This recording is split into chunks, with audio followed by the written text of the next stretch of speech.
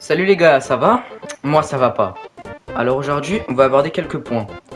Vous voyez les teammates en ranked là, qui ne savent ni swap shield, ni se déplacer sur la map, ni aim.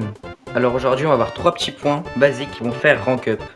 Si vous êtes en dessous de platine, ce tuto, normalement, vous en avez vraiment besoin. Les joueurs PC, je sais pas, mais en tout cas les joueurs console, si vous êtes en dessous de platine, ce tuto, vraiment, il vous le faut. Alors tout d'abord, on va aborder le point du swap shield. Qu'est-ce que c'est que le swap shield?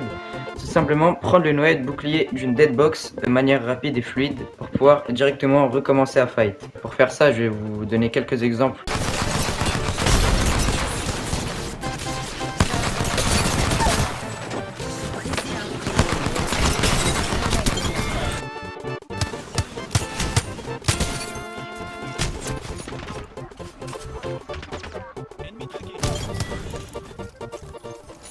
Voilà, ce qui vous sert du coup à directement pouvoir commencer à vous battre sans avoir besoin de se mettre une batterie ou quoi. Voilà, donc ça vraiment c'est important. Pour se train à faire ça, vous pouvez aller à un stand de tir et vous entraîner à sauter en même temps que vous ouvrez la deadbox et à prendre le wingman. Là pareil, je vais vous mettre un exemple.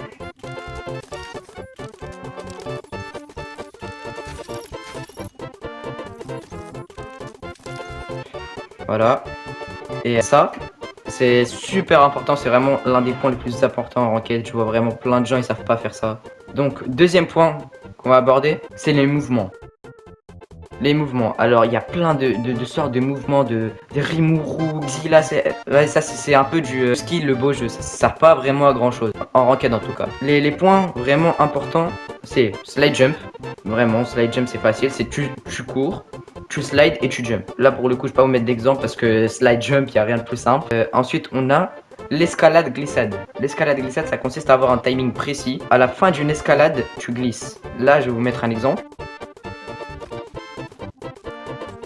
Voilà, c'est l'escalade glissade, comme tout est dans le nom. Ensuite on a le wall jump. Le wall jump, qu'est-ce que le wall jump? Ça consiste tout simplement à glisser, à sauter, et quand on arrive au contact du mur, sauter encore une fois. Ce qui va donner un petit boost de vitesse et de hauteur, ce qui peut permettre à se déplacer plus rapidement sur la map, ou alors en fight ça peut servir aussi.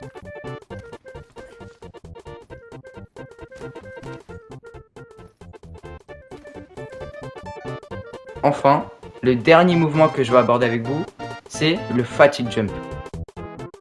Le fatigue jump, c'est la mécanique qu'il faut savoir faire en fight. C'est vraiment trop pratique, ça vous sert de plein de situations. Ça consiste tout simplement à faire un premier saut pour que votre deuxième saut soit fatigué. Et ensuite, ça va être comme le wall jump. Tu vas foncer sur le mur, tu auras fait ton premier fatigue jump, donc tu auras fait ton premier saut. Au contact du mur, tu vas ressauter et ça va te faire une sorte de wall jump, mais sans la glissade.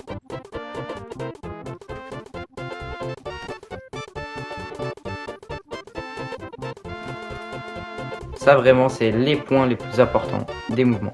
Enfin, l'aim. Je vois plein de gens qui ne savent pas ce que c'est que le smooth aiming. Le smooth aiming vraiment c'est la mécanique de aim la plus importante.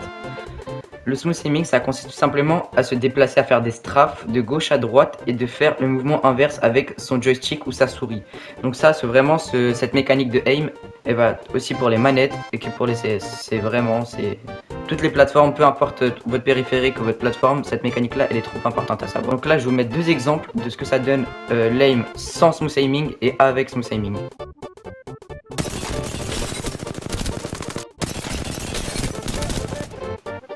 Voilà, il y a une différence quand même. Ouais, je sais. On voit sur ce, moi c'est bon, j'ai fait mon tuto, ça y est, c'est bon, ouais, tu veux partir, vas-y, pars. Voilà, c'est bon, vas-y, pars. Et en mode là en plus tu pars, même pas tu lâches un follow. Lâche, abonne-toi, mets un like, je sais pas, moi ça fait 2 heures que je travaille sur la vidéo, mets un like, abonne-toi, vas-y.